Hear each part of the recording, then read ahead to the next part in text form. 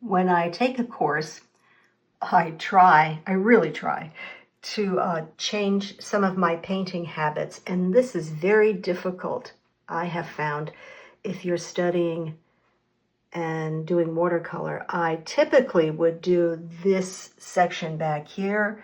I would put all the detail in, and if I remembered from a month long of courses that I took online that I should only concentrate on the front and the focal point. Now, my problem here is, where is the focal point? I'm assuming the focal point is here.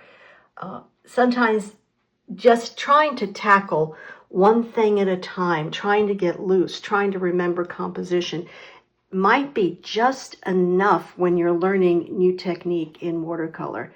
It's a complicated process.